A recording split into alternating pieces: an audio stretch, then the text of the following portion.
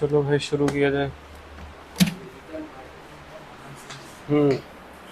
महाकुंभ ये इसलिए है क्योंकि इसमें हम पहली चीज़ तो काफ़ी सारी चीज़ें कवर करने वाले हैं, है ना। और काफ़ी सारी डेप्थ में हम लोग सारी चीज़ें सीखेंगे, इसलिए डिजिटल मार्केटिंग का महाकुंभ है। देखो, ज़रूरी नहीं है कि सबको हर फील्ड में सफलता मिले। जैसे यहाँ पर हम जितनी सारी चीज़ें सीखेंगे वो सारी चीज़ों में आपको सफलता ना तो चाहिए और ना तो मिलेगी। उसमें किसी एक पर्टिकुलर निश में या पर्टिकुलर चीज़ में आपको सफलता मिल सकती है और मिलेगी ही मिलेगी, अगर आप सही से काम करोगे जैसे बताया जाएगा वैसे। ठीक है। फॉर एग्जांपल जैसे राम जी ने चैनल शुरू करा था वो वाला गॉड सेज वाला, इन्होंने बहुत सारी चीज़ें करी, वो चीज़ नहीं चली, लेकिन वो चीज़ जब इन्होंने करी, इनको बताया गया था कैसे करना, सबको बताया गया था, लेकिन इन्होंने करा और इनको उस चीज़ में रिजल्ट मिला, बाकी किसी को नहीं मिला। तो इसके दो कारण है, या तो बाकी लोगों ने इनके जैसा काम नहीं करा, जो कि सबसे बड़ा फैक्ट है, या तो काम ही नहीं करा। ये एक ऐसी चीज़ है जो आप सीखने जा रहे हो जिसमें सफलता पाना एकदम निश्चित है, लेकिन डिपेंड करता है कि आप मेहनत करते हो या नहीं करते हो, और अगर मेहनत करते हो तो किस डायरेक्शन में करते हो। ज़्यादातर केसेस में डायरेक्शन तो मैं दे ही देता हूँ कि आपको इस तरीके से करना है, मतलब 99% में डायरेक्शन दे देता हूँ, सब कुछ बता दूंगा कि ये चीज़ें ऐसे ऐसे स्टेप वाइज करनी है। आपको अपना दिमाग नहीं लगाना है, और जहाँ पर आप अपना दिमाग लगाओगे मे बी वहाँ पर आप फेल हो जाओगे। तो पहली चीज़ आपको काम करना है, और दूसरी चीज़ दिए गए निर्देशों को पालन करते हुए काम करना है। अगर आप ये दो काम कर लेंगे तो सफलता एकदम निश्चित है, मतलब इसमें कोई क्वेश्चन मार्क नहीं है कि आप सफल नहीं होगे या फिर आपके लिए ये डिजिटल मार्केटिंग जो आप सीख रहे हो काम नहीं करेगी। काम करना एकदम तय है, एकदम तय है।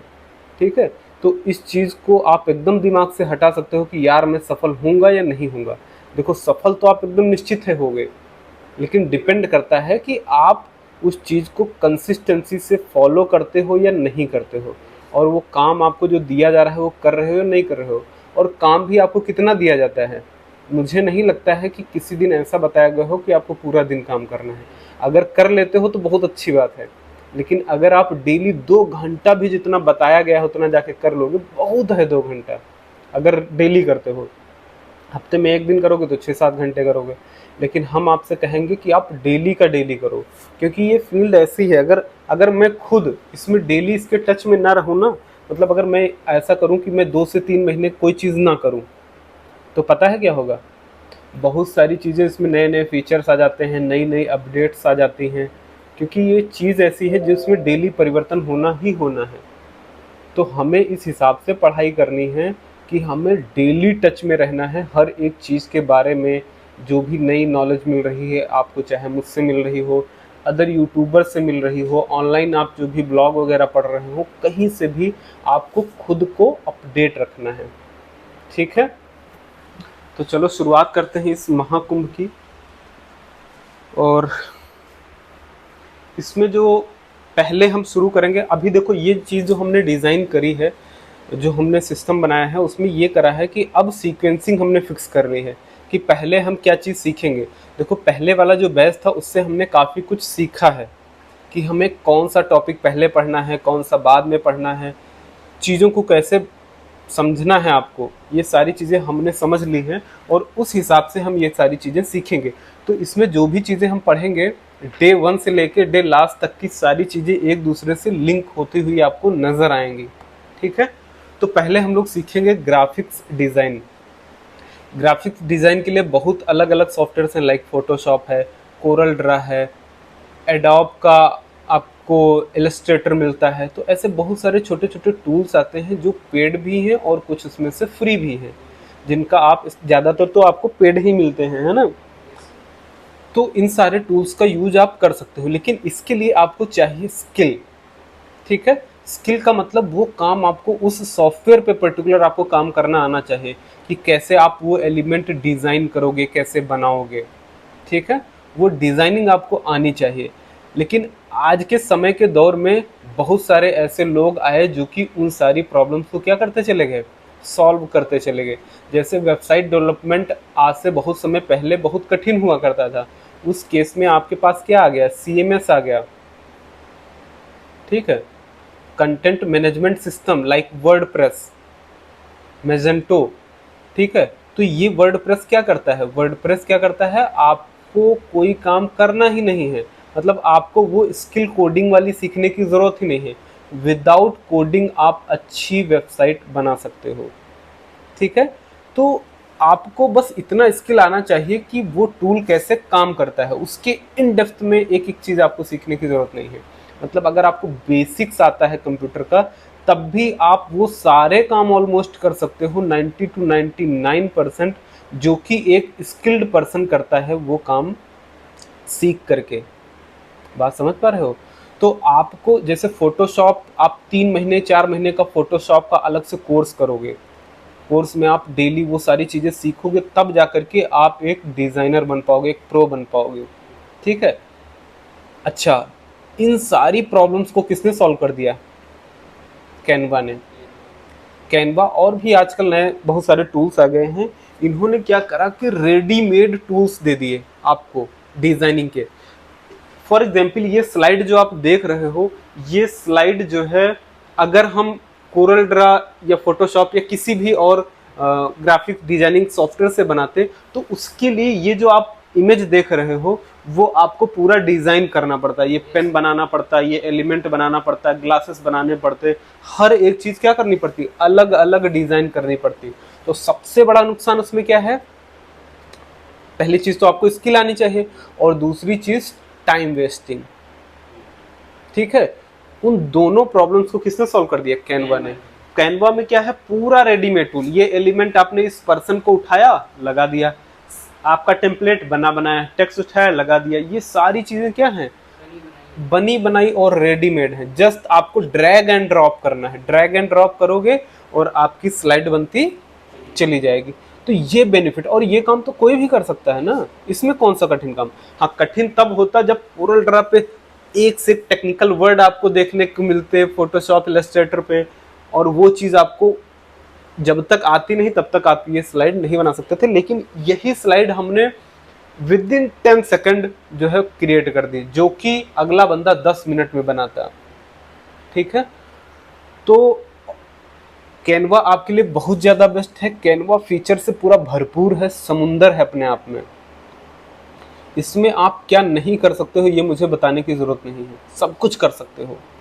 इसमें आप रील्स बना सकते हो, शॉर्ट्स बना सकते हो, पूरी की पूरी वीडियो बना सकते हो।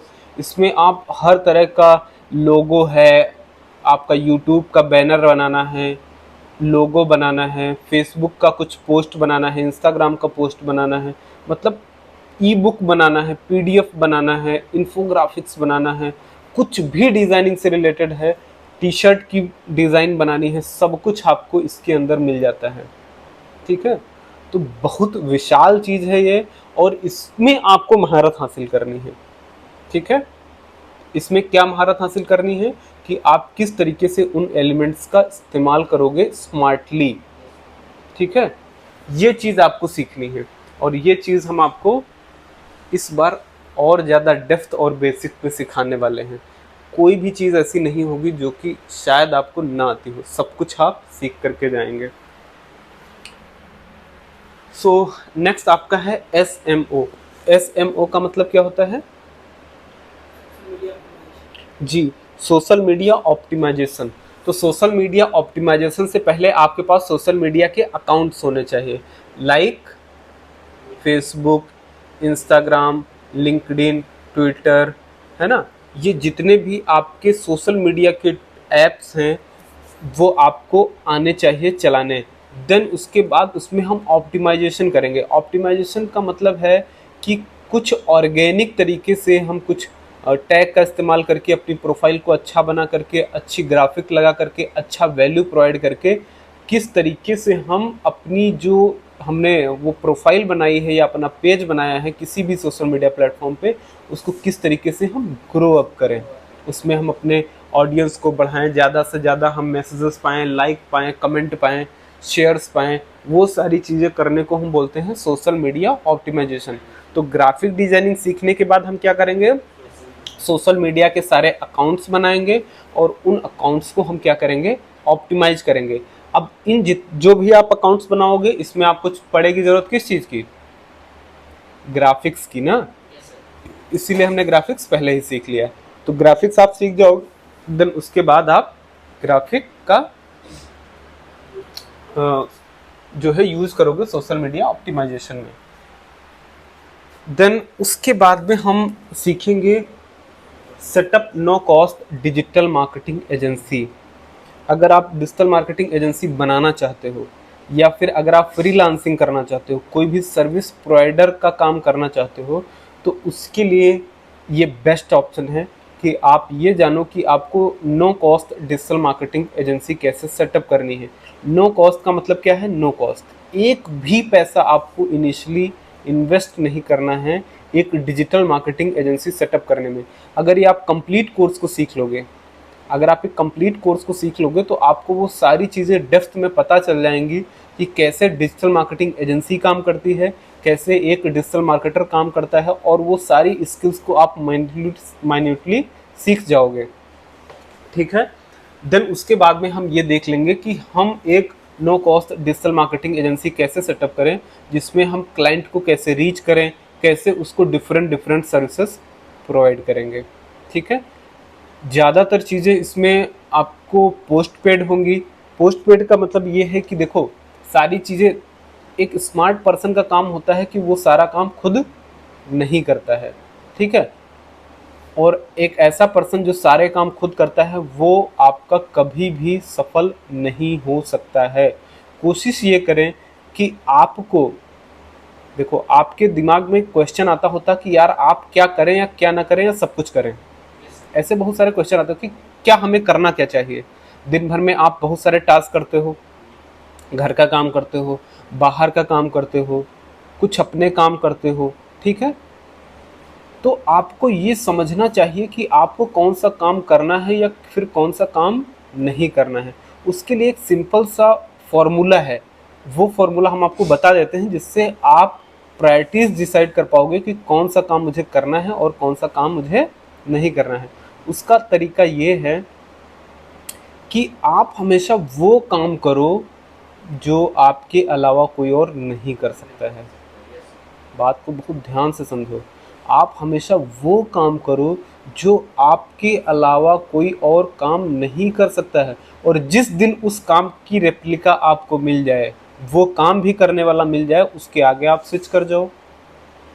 जैसे कपड़े सब लोग धुल सकते हैं, तो कपड़े धोने वाला काम आप मत करो, बर्तन धुलने वाला काम आप मत करो।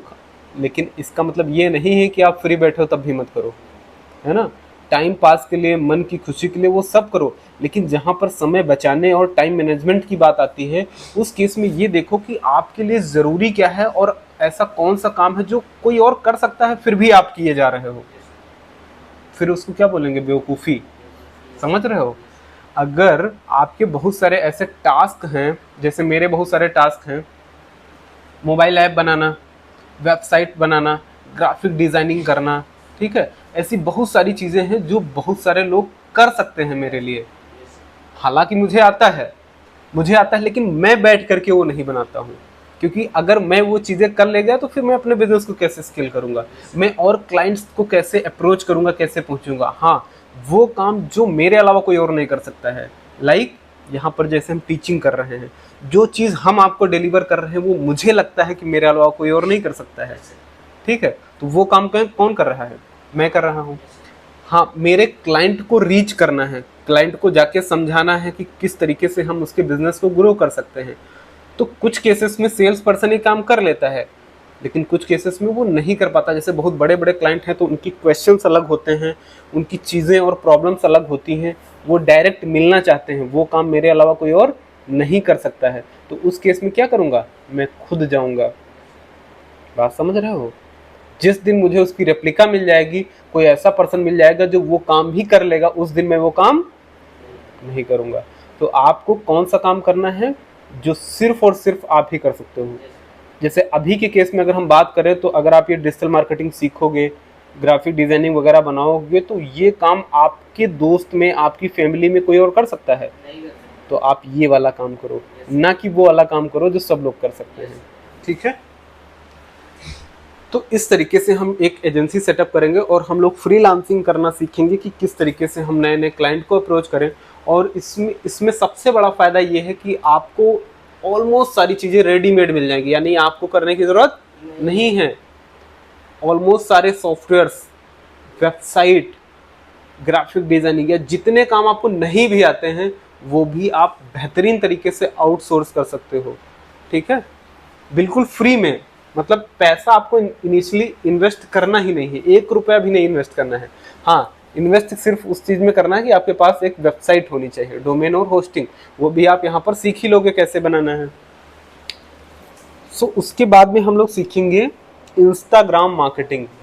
देखो, आज के समय में इंस्टाग्राम मार्केटिंग बहुत ज़्यादा बूम कर रही है और आने वाले टाइम में ये बहुत ज़्यादा और बूम करेगी। ठीक है, विराट कोहली जितना पैसा एक इंस्टाग्राम पोस्ट से कमाते हैं उससे कई गुना कम पैसा एक क्रिकेट मैच खेल के कमा सकते हैं। समझ रहे हो, एक पोस्ट करने का वो शायद 4 से 5 करोड़ रुपए लेता है बंदा, उतना पैसा उसको एक मैच में नहीं मिलता है। उससे ज़्यादा तो रोनाल्डो है। हाँ, रोनाल्डो की सबसे ज़्यादा फीस है सही कह रहे हो। तो कहने का मतलब ये है कि इंस्टाग्राम बहुत ज़्यादा वर्थ है और इसकी मार्केटिंग करना अगर आपको आ गया, इस पर काम करना आपने अगर सीख लिया अच्छे से, तो यकीन मानो आप बहुत सारा पैसा अर्न कर सकते हो। ठीक है, तो इंस्टाग्राम पे आपको कैसे अपना थीम पेज सेटअप करना है, किस किस निश में जाना है, कैसे कैसे आपकी अपनी प्रोफाइल या पेजेस बना करके कंटेंट को डिलीवर करना है, वेलेबल कंटेंट को, ताकि आपका पेज ग्रो करे, और उससे कैसे हम ऑर्गेनिक साथ ही साथ अफिलिएट इनकम कर सकें। ऑर्गेनिक का मतलब आप अपना जो कंटेंट दे रहे हैं उससे आपको लीड वगैरह आएगी, आपका जो भी बिजनेस है उससे आप पैसा कमा सकते हैं, और साथ ही साथ आप अफिलिएट मार्केटिंग भी इसमें कर सकते हैं। 2 तरीके हैं इंस्टाग्राम से पैसे कमाने के। पहला तो जो आप काम कर रहे हो, ठीक है, जो आप काम कर रहे हो या जो चीज़ें आप दे रहे हो उसकी सर्विस से रिलेटेड आपको कई सारे ऑफर्स आएंगे, स्पॉन्सरशिप्स आएंगी, और दूसरा क्या होगा कि आप अफिलिएट भी कर सकते हो इसमें। जो भी आप पोस्ट डालोगे या कैप्शन लिखोगे, जो भी रील वगैरह डालोगे, उसमें आप अफिलिएट मार्केटिंग या अफिलिएट लिंक्स भी डाल पाओगे। तो ये हम लोग सीखेंगे इंस्टाग्राम मार्केटिंग कैसे करना है। देन उसके बाद में सबसे बड़ा चैलेंज आता है हमारे पास कंटेंट राइटिंग का। देखो, कंटेंट की ज़रूरत हमें हर जगह पड़ती है। ठीक है, चाहे वो सोशल मीडिया हो, उसमें आपको कैप्शन लिखना होता है। फेसबुक पर अगर आप कोई नॉर्मल पोस्ट करते हो उसमें भी आपको कैप्शन लिखना, कैप्शन का मतलब छोटा सा कंटेंट जो आप ऐड कॉपी जिसको आप बोल लो, या थोड़ा सा आपको डिटेल लिखनी पड़ती है। कंटेंट लिखने को आप बोलते हो कंटेंट राइटिंग। ठीक है, वेबसाइट में आपको बहुत सारे पेजेस बनाते हो, वहाँ पर आपको कंटेंट लिखना पड़ता है। यूट्यूब में आपको डिस्क्रिप्शन में लिखना पड़ता है ना। लैंडिंग पेज में आपको बहुत सारा कंटेंट लिखना पड़ता है।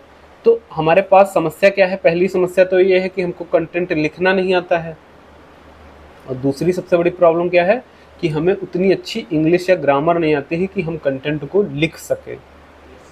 ठीक है, इस समस्या को सॉल्व करते हुए हम लोग सीखेंगे कंटेंट राइटिंग हमें कैसे करनी है यूजिंग एआई टूल्स। हमने आपको बताया ना कि जितना ज़्यादा स्मार्ट हो सकते हो स्मार्ट बनो। अगर आप पूरा कंटेंट राइटिंग खुद से लिखने बैठोगे तो पूरा आपका कोर्स सीखो, उस चीज़ में आप मास्टरी हासिल करो, तब वो लिख पाओगे। दूसरा तरीका क्या है, शॉर्टकट और स्मार्ट तरीका क्या है, आप एआई टूल्स का यूज करो। एआई टूल्स आपके लिए ऑटो जनरेटेड बहुत हाई क्वालिटी का कंटेंट जनरेट करके दे देता है। उसमें आप थोड़ा सा वर्ड्स में हेर फेर करके या थोड़ा सा और अच्छे से उसको रीअरेंज करके कैसे करना हम लोग सीखेंगे। आप हर एक चीज़ लिख सकते हो, आपको कुछ भी दिमाग लगाने की ज़रूरत नहीं है। ठीक है, तो कैसे हम एक बेहतरीन लेवल की कंटेंट राइटिंग करेंगे ये चीज़ हम सीखेंगे। नेक्स्ट है ब्लॉगिंग। बहुत सारे आप में से ऐसे लोग होंगे जो ब्लॉगिंग करना चाहते होंगे, मन बना के आए होंगे। देखो, मन बना के आना एक अच्छी बात है, लेकिन मन मुताबिक चीज़ें होना ज़रूरी नहीं है। मतलब आप जो मन लेके आए कि नहीं मैं यहाँ पर डिजिटल मार्केटिंग सीखने नहीं आया हूँ, मैं यहाँ पर केवल ब्लॉगिंग सीखने आया हूँ, मैं यहाँ पर केवल जो है जॉब लेने के पर्पज से आया हूँ, ये जो पर्पजेज आपने डिसाइड कर रखे हैं ये पर्पज चेंज हो सकता है। ठीक है, क्योंकि अगर आप यहाँ पर जो सारी चीज़ें बताई जा रही हैं, अगर आप उन सारी चीज़ों को करोगे, किसी और चीज़ में ज़्यादा सफलता मिल गई तो आप क्या ज़बरदस्ती ब्लॉगिंग के पीछे पड़े रहोगे? अगर आपने यूट्यूब पर वीडियोस बनाना शुरू करा और यूट्यूब पर आपको अच्छा खासा रिजल्ट मिलने लगा, या यूट्यूब से आपका बिजनेस बहुत ज़्यादा ग्रो करने लगा, तो क्या आप यूट्यूब की वजह ब्लॉगिंग पे टाइम दोगे या ब्लॉगिंग के पीछे पड़े रहोगे? नहीं, आपको ऐसा नहीं करना है, आपको स्टिक नहीं रहना है, आपको फ्लेक्सिबल बनना है। जिस चीज़ में सफलता मिले उसमें चलो, लेकिन सीखना सारी चीज़ें हैं, करना सारी चीज़ें हैं। खुद ब खुद जब आप करोगे तो आपको पता लगेगा कि आपको किस चीज़ में रिजल्ट ज़्यादा मिल रहा है। जिस चीज़ में रिजल्ट ज़्यादा मिले उस पर काम करना शुरू करो और उसी को अपना निश बना के उसी में लग जाओ। ठीक, तो ब्लॉगिंग हम लोग सीखेंगे। ब्लॉगिंग एक तरह की कंटेंट राइटिंग होती है, माने मेन काम इसमें कंटेंट राइटिंग का होता है, जिसमें हम ब्लॉग्स लिखते हैं। ब्लॉग का मतलब होता है कि ब्लॉग का मतलब क्या होता है?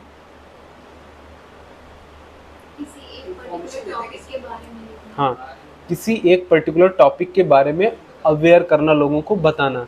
वो कुछ भी हो सकता है, जैसे यूट्यूब पर किसी फ़ोन का किसी ने रिव्यू करा, ठीक है, तो वो वीडियो के फॉर्म में दे रहा है, लेकिन उसी को अगर आप कंटेंट फॉर्म में बताओगे कि आईफोन 13 के क्या क्या फीचर्स हैं, क्या बेनिफिट्स हैं, क्या प्रोज हैं, क्या कॉन्स हैं, है ना, उसको और फ़ोन से कंपेयर करके एक पूरा कंटेंट लिखोगे एक वेबसाइट पर, उसको हम क्या बोलेंगे?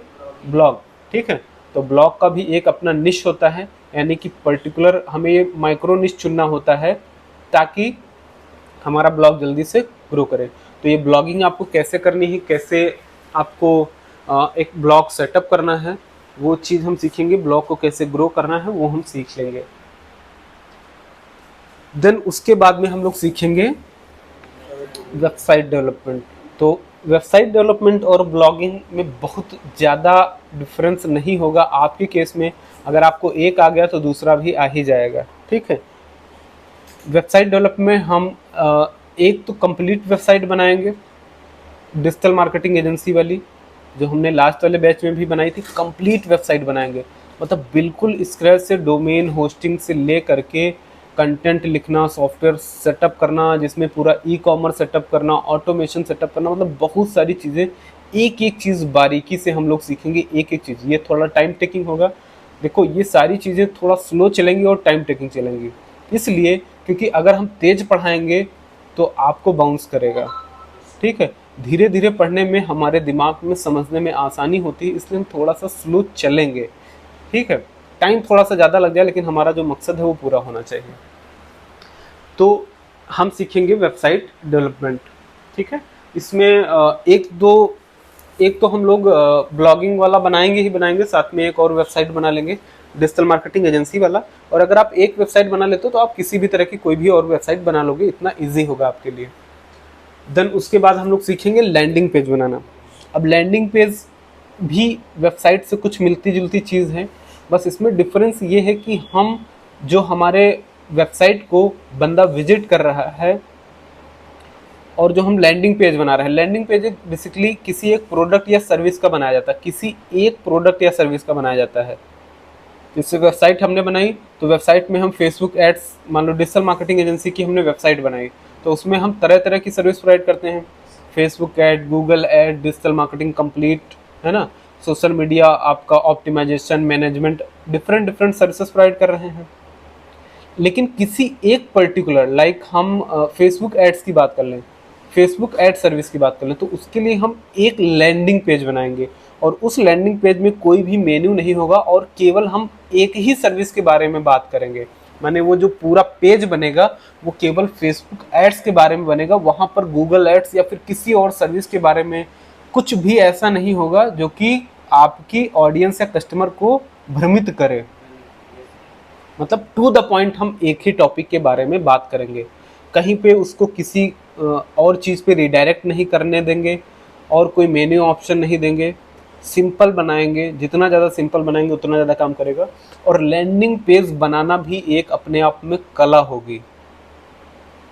ठीक है। आप ये मान के चलो कि आपका लैंडिंग पेज जितना ज़्यादा बेहतर होगा, सेल्स के कन्वर्जन उतना ज़्यादा बेहतर होंगे। तो कैसे एक बेहतरीन लैंडिंग पेज बनाना है विद साइकोलॉजी, साइकोलॉजी के साथ में आपको वो पेज डिजाइन करना है कि कहाँ पर हेडिंग रखनी है, कहाँ पर आपको वीडियो लगानी है, कहाँ पर आपको रिव्यूज़ डालने हैं, ठीक है, सीक्वेंस उसका क्या होना चाहिए, कहाँ पर आपको पेमेंट लिंक लगानी है। हर एक चीज़ बहुत बारीक से सीखना आपको पड़ेगा। एक एक स्टेप पे आपको ह्यूमन साइकोलॉजी को सीखना पड़ेगा कि पर्सन जो आपकी वेबसाइट को विजिट करेगा वो क्या सोच रहा है उस टाइम पर, वो क्लिक करते हुए या आपके पेज को देखते हुए। वो आपको अगर पहले से आएगा और उसको आपने पेज पर इम्प्लीमेंट कर दिया, तभी आपका उससे रिजल्ट मिलने वाला है। ठीक है, तो ये लैंडिंग पेज बनाना हम लोग सीखेंगे। देन उसके बाद में हम लोग सीखेंगे SEO।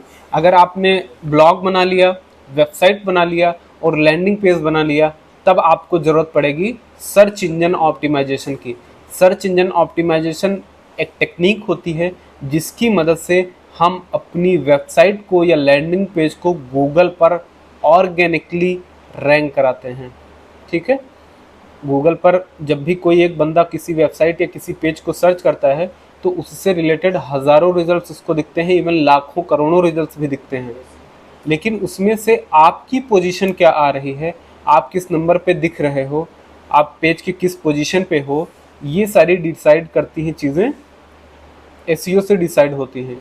तो सर्च इंजन ऑप्टिमाइजेशन अगर आप सीख लोगे और इसको सही से इम्प्लीमेंट कर लोगे तो बहुत हद तक आप अपनी वेबसाइट को, आप अपने पेज को रैंक करा पाओगे फ्री में फर्स्ट पेज पे।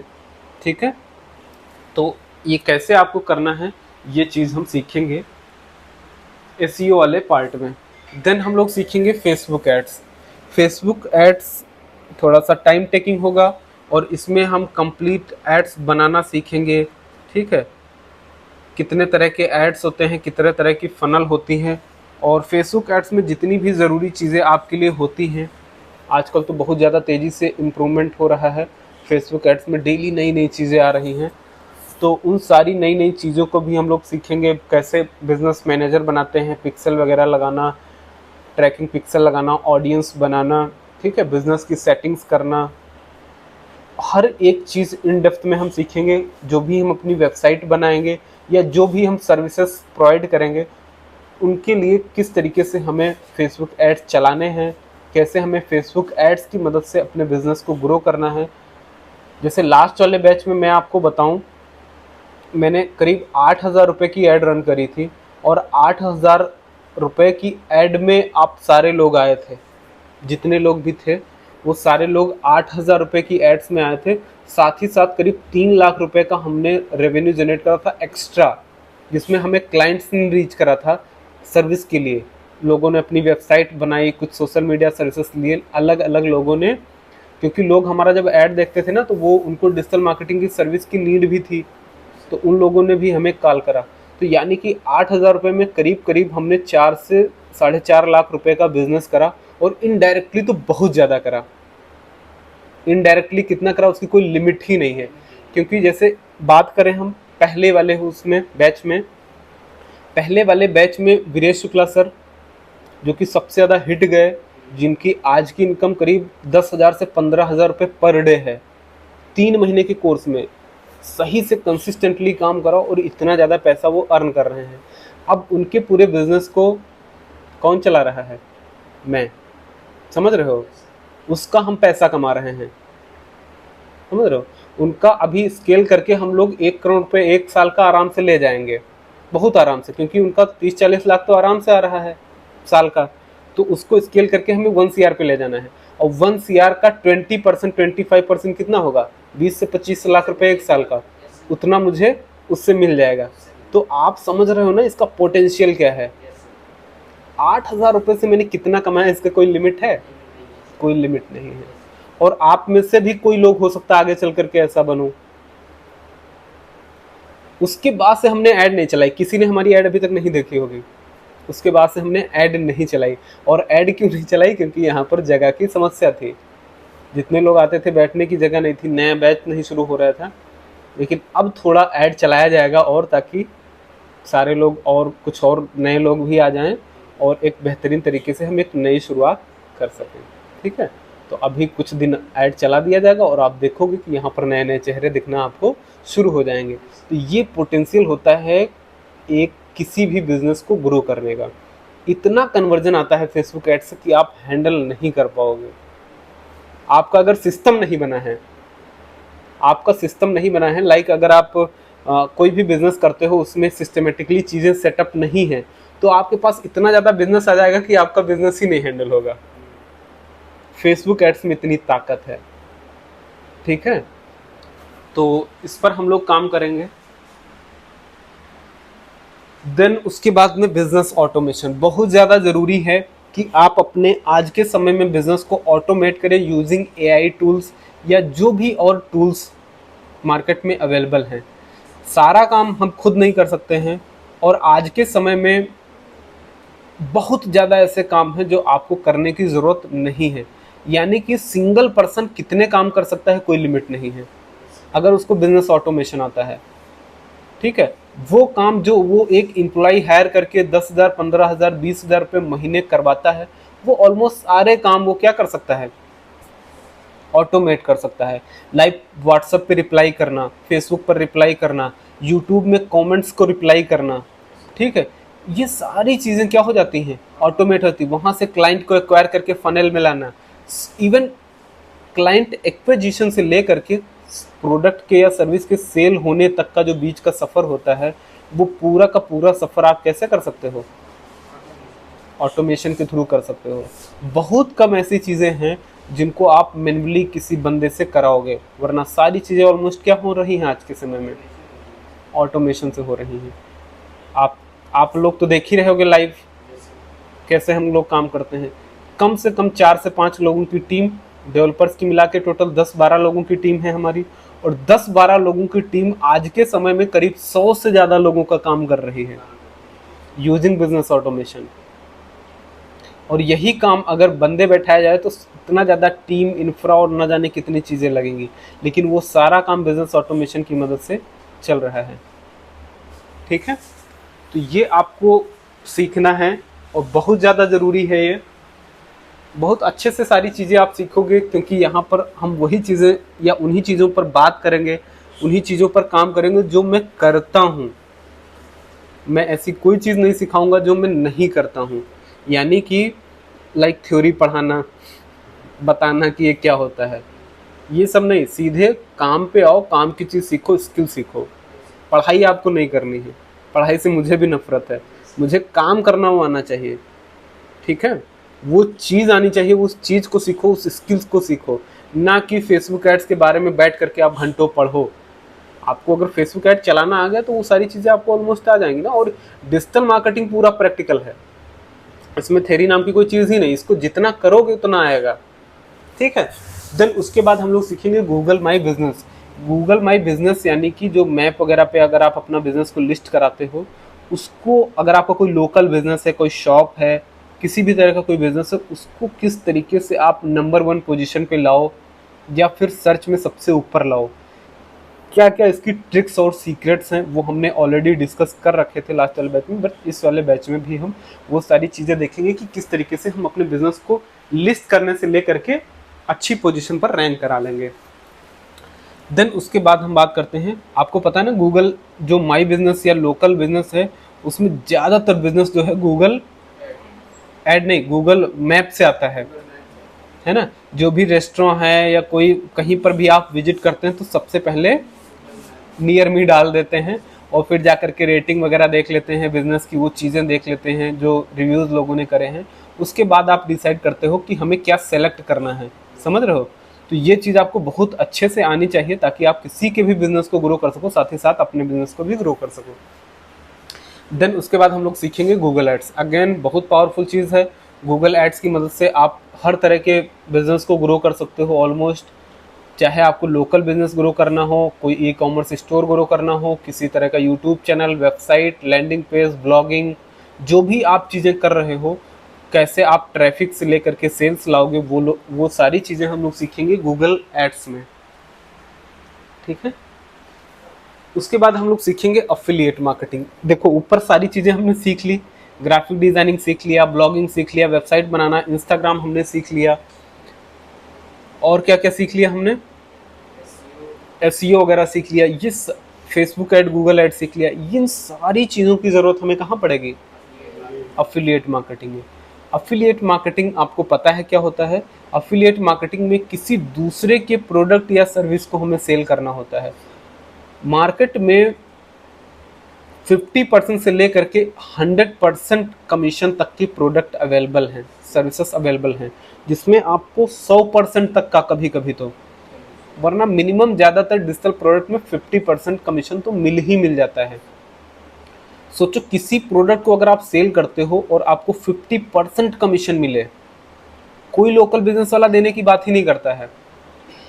अगर आप किसी बिजनेस ओनर के पास जाओ और बोलो कि यार मैं आपके बिजनेस में सेल्स ला के दूंगा, मुझे 50% कमीशन दो, आपको वो भगा देगा। लेकिन डिजिटली लोग दे रहे हैं और उनका बिजनेस ग्रो कर रहा है, उसमें दोनों लोगों का फायदा है। तो एक इकोसिस्टम बना हुआ है, उस इकोसिस्टम में सबका हित होता है। सबका माने तीनों लोगों का। जो प्रोडक्ट या सर्विस को बनाया है उसका ज़्यादा से ज़्यादा प्रोडक्ट या सर्विस बिक रहा है, उसका फ़ायदा हो रहा है। मीडिएटर या अफिलिएट मार्केटर जो उस प्रोडक्ट या सर्विस को बेचने में मदद कर रहा है, उसका भी फ़ायदा हो रहा है। और जो वो प्रोडक्ट या सर्विस खरीद रहा है, उसको वो चीज़ फ़ायदा कर रही है। अगर ये तीनों सिस्टम मिलते हैं तो वो प्रोडक्ट या सर्विस अच्छा बिकता है और उसमें तीनों लोगों का फ़ायदा भी होता है। तो ये अफिलिएट मार्केटिंग आपको कैसे करनी है, ऑर्गेनिक तरीके से, साथ ही साथ कुछ पेड सोर्सेज से, वो चीज़ें हम अफिलिएट मार्केटिंग के कोर्स में सीखेंगे। अफिलिएट मार्केटिंग आप किसी भी तरीके से कर सकते हो। आप ब्लॉगिंग करके कर सकते हो, आप यूट्यूब पर वीडियोस क्रिएट करके कर सकते हो, रील्स बना करके कर सकते हो, इंस्टा थीम पेज बिजनेस से कर सकते हो, है ना। किसी भी सोशल मीडिया प्लेटफॉर्म से आप अफिलिएट मार्केटिंग कर सकते हो। ये कैसे करना है वो चीज़ें हम सीखेंगे इसमें। लेकिन अफिलिएट मार्केटिंग सीखने से पहले आपको आना चाहिए कि कैसे आप एक अच्छी कम्युनिटी बिल्ड कर लेते हो। कम्युनिटी बिल्ड करने का मतलब क्या होता है, कम्युनिटी बिल्ड करने का मतलब होता है कि आपका जो भी सोशल मीडिया प्लेटफॉर्म है वहाँ पर अच्छी खासी ऑडियंस हो आपके पास में।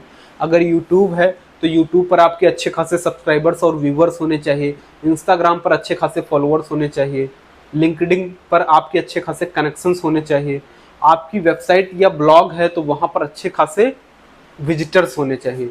तो अगर वो ऑडियंस है आपके पास में, तभी आपका अफिलिएट मार्केटिंग काम करेगा। ठीक है, तो ये चीज़ आपको सीखनी है अफिलिएट मार्केटिंग वाले कोर्स में। देन उसके बाद में हम लोग सीखेंगे सीपीए मार्केटिंग। सीपीए मार्केटिंग और अफिलिएट मार्केटिंग में बहुत एक माइन्यूट सा डिफरेंस है, और वो डिफरेंस ये है कि सीपीए जैसे अफिलिएट मार्केटिंग में हमें कमीशन किस बेसिस पे मिलता है, प्रोडक्ट सेल्स पे।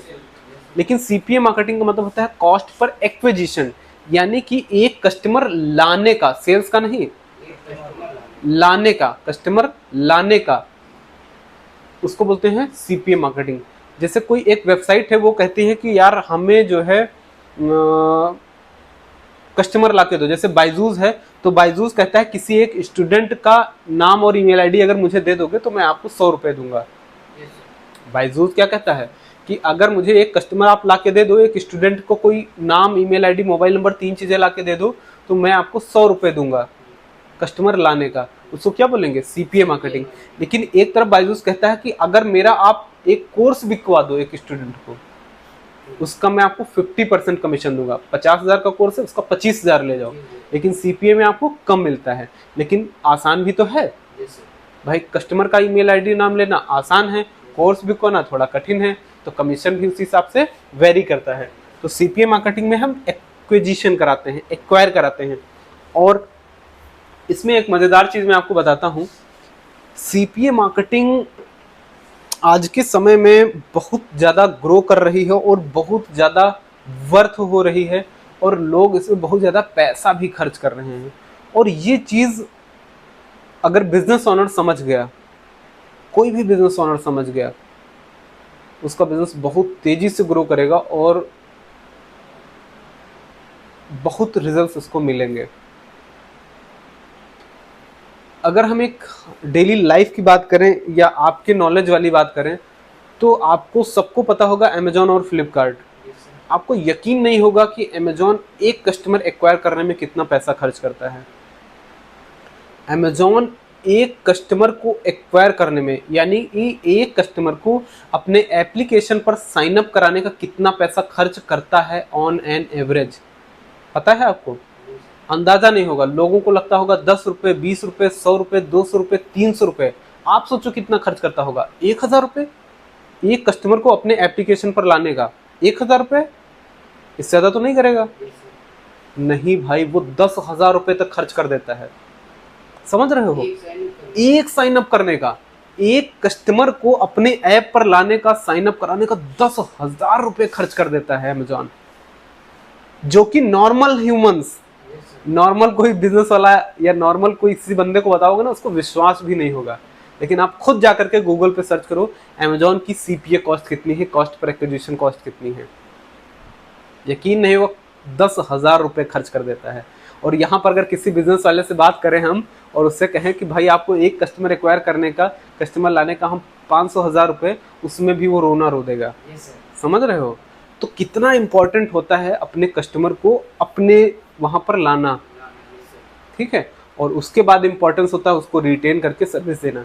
देखो फिर भी उसको बहुत सस्ता पड़ेगा। क्यों सस्ता पड़ेगा? क्योंकि ज़्यादातर लोग क्या कर रहे हैं, प्रोडक्ट को ऑनलाइन परचेज कर रहे हैं। अब एक कस्टमर आ गया, उसने पे किया कितना, 10,000। 10,000 में जो कस्टमर आता है तो भाई साहब वो शॉपिंग कितनी करता है, इस बात को ध्यान से देखो।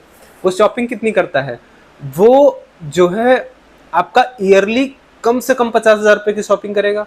अगर बहुत कम खर्चा है करता है तब भी वो 50,000 साल का कर ही कर देगा। अगर 200-300 रुपये 400 रुपये का ही प्रोडक्ट वो लेने वाला है तो कभी जूता ले लिया, कभी कपड़ा ले लिया, कभी मोबाइल ले लिया, ऐसे करते करते कम से कम 50,000 रुपये एक साल का लेगा ही लेगा आज के समय में, ठीक है। गाँव तक उसकी डिलीवरी है और गाँव में लोग उस प्रोडक्ट को ले रहे हैं अमेजॉन से, समझ रहे हो? तो कम से कम 50,000 आप खुद जाके अपना अकाउंट एनालाइज करना, आपको पता चल जाएगा कि कम से कम 50,000 की शॉपिंग तो आप करते ही करते होगे। ये कम से कम मैंने बताया। ज़्यादा से ज़्यादा ये 1 लाख, 2 लाख, 3 लाख, जैसे हम हैं तो हमारा 5 लाख तक का कभी कभी चला जाता है। एक साल का आराम से 5 लाख चला जाता है, क्योंकि मैं ज़्यादातर शॉपिंग ऑनलाइन कर लेता हूँ। केवल एक अमेजॉन की मैं बात बता रहा हूँ, अलग अलग फेसबुक पे, पेटीएम पे, न जाने कहाँ कहाँ से हम खरीदते हैं।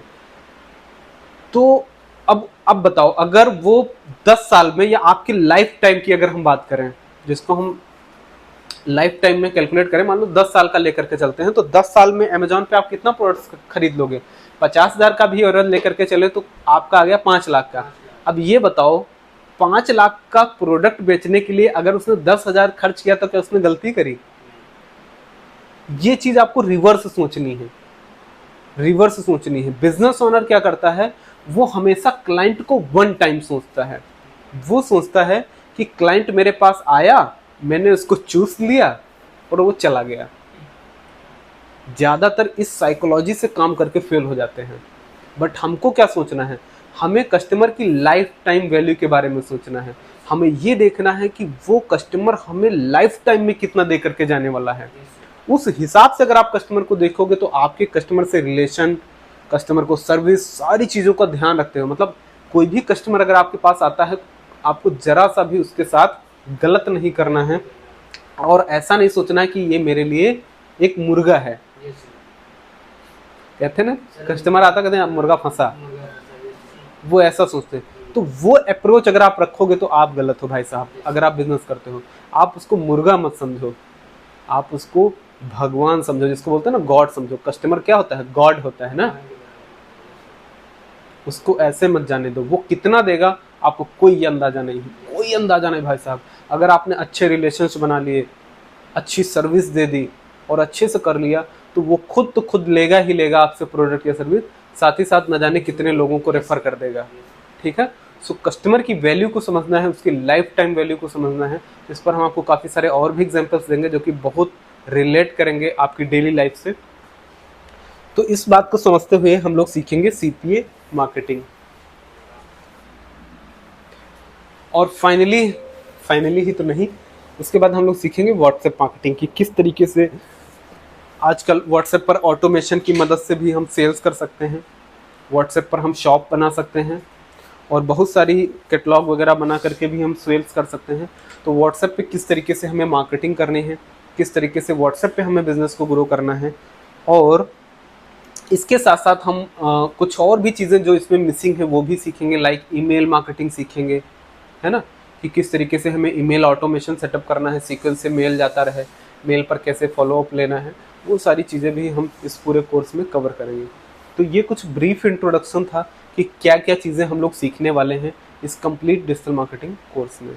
तो आज के लिए इतना ही, बाकी सारी चीज़ें कल। तो कल हम लोग शुरू करेंगे ग्राफिक डिज़ाइनिंग बिल्कुल बेसिक से।